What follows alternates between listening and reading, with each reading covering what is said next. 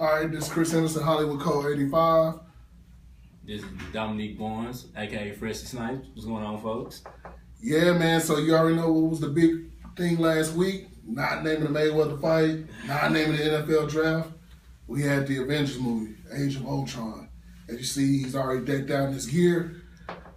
Man, we're going to give y'all a quick review of what we thought about it, man. I'm going to let Mook take over because Mook is a really big comic book guy. So he's really big into it, so he's going to tell you a little bit more about it. Go ahead. First of all, I personally thought it was better than the first one. In my opinion, I liked the fact that it was more character driven. You know, like people like Hawkeye got more time to shine in this one than he did in the last one because it was mind control the whole movie. And, you know, they put a lot of more emphasis on, you know, Black Widow and the Hulk, which got even more shine. I like the way that they controlled the whole Bruce Banner thing. You know, he only become the Hulk when they need him to. But the only thing that kind of threw me off a little bit was the fact, you know, at the end of the first one, he was like, I can kind of control it. He was like, I'm always angry. He just instantly turns to the Hulk. But in this one, they got to sing him a lullaby and stuff like that to get him to calm down. So I'll throw it to you. Yeah, I'm going to say what I liked was the Hawkeye thing, how they brought him in with his family and everything. Because you really didn't see him. He's like he was in a dark up top somewhere all the time. Yeah. And the one thing I have a question about is the whole thing with the Scarlet Witch. Okay. And Quicksilver, is that his name? Yeah, Quicksilver. Yeah, so if I'm not mistaken, they were in X-Men, right? The last X-Men.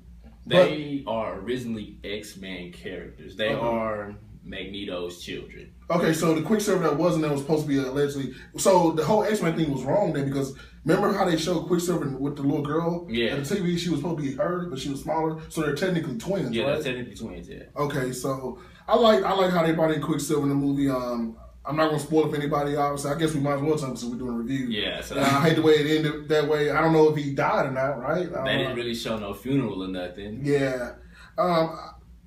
I like the movie. Like I said, I'm not a big comic book guy, but I will say the most important thing I did like about it was some of the scenes, the action scenes. I liked the storyline. It really brought them together as a team. It wasn't just like everybody had to outshine somebody. I think the spontaneous part was at the party in the beginning of the movie when they had the Thor hammer and all that stuff. Nobody could pick it up. Then he had the hiccup when Captain America picked it up. And the face he made. Yeah. Because in the comics, actually, Captain America does actually wield it and use it. Wow. So that was kind of a nod to that as well. You know, one thing I thought was very interesting about the movie, a lot of people aren't familiar with the Vision. The character Vision. I like how they integrated him in. Now, is Jarvis like dead or is he no longer? No, okay. Vision, they switched it up a little bit as far as the origin of both Ultron and Vision because originally Ant-Man is the one who created Ultron. Okay. But obviously they couldn't do that, you know, because he wasn't created yet. But Ultron creates Vision the same way he does in the movie, but the difference between Ultron and, you know, Vision is the fact that Vision actually has a little bit more of a human element than Ultron does. Okay. So that's what they put Jarvis in, you know, Vision. So that's why he kind of was more, you know, in tune. So Jarvis isn't dead. He's just inside of Vision. Yeah, I think one thing I did like about it. Now, one thing that I did also like about the movie was with Thor, how they made him more like spontaneous, like I say, gave him a different, more like a funny feel to him. He wasn't all just like God, like they joked around the whole God thing, and he played along with it very well. You know, I don't think honestly, if I had to give a 10-star movie, if it was a rating for the 10 stars, I mean, it may be 9.5, 9. Yeah. I mean, like, it ain't too much I can say that was wrong with the movie. I think the only thing I kind of got upset about was, you know, the whole thing with Falcon. Which he didn't show up in the part when they were trying to say the people were in the city and stuff, had him evacuate and all that stuff to the ship or whatever it was. But War Machine did, though. Yeah, War Machine showed up, and I am very impressed with that. I like how they had War Machine. I like the little jokes they had, you know, to play hide and go seek with the what was it, the zucchini? Yeah. Y'all trying to play hide the zucchini, you know, right. It was a very humorous movie, and I like the fact that they made Ultron with a sense of humor. Yeah. Instead of just a cold-blooded robot.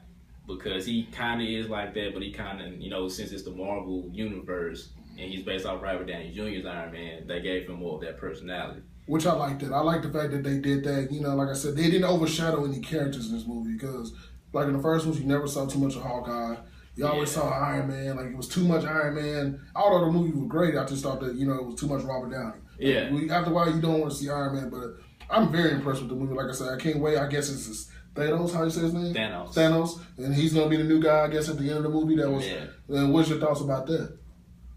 He's actually one of my favorite villains as far as comic book goes. So I'll be the one rooting for him instead of the heroes. And I like the way they did it, just short, well, I guess I have to do it myself. Now, for people who was confused by that, basically what that means is in all the Marvel movies, he's pretty much the one behind the scenes trying to get everybody to collect the Infinity Stones. Okay. Because in the comics, the gauntlet he wears, the colors in the knuckles, those are for the Infinity Stones, and he collect them. So now he's pissed because everybody keeps failing. So now he's just going to do everything himself. So I'm assuming he probably won't officially show up. He's been in Guardians of the Galaxy, but you didn't really see him in action. So he probably won't really show up until Infinity War, which is 2018. Now, we will tell you this. There's a mid-credit scene, but there is no post-credit scene. So once you see the Thanos scene, you are free to leave. Yeah. You don't have to sit there. Yeah, I learned my lesson from all these movies with these Marvels and DCs that you have to stay. And I like how they integrate them at the end. They do the little things so that there's gonna be a, because I remember with the X-Men, the last one, what was it? Was the X-Men the last one?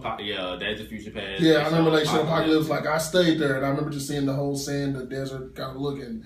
I'm excited, man. Like I said, I think it's gonna be amazing. I think this movie's amazing. It's definitely gonna be one of those movies I gotta see again to catch on to some of the Easter eggs they call them in the gaming world that I didn't see. Oh, well, let me school you on a few. Okay, right. First of all, a lot of props go to Andy Serkis, who is the dude that plays Caesar, in the Planet of the Apes movies. He was the one who got his arm chopped off by Ultron. Okay. Now, he's actually going to be Ulysses Claw in the Black Panther movie. He's actually a Black Panther villain. As you know, they went to Wakanda, which is where Black Panther is from. Okay. And Ulysses Claw is one of Black Panther's main villains. So that's how it happened. He got his arm chopped off, and that's how he got the claw in his arm. Now, another Easter egg that a lot of people won't know, remember when he implemented Jarvis into the Vision, and he had the new AI called Friday. Mm-hmm. Now, when you look, he had the other AI called Jasaka. I hope I said her name right, but she is also created from Ultron to marry her.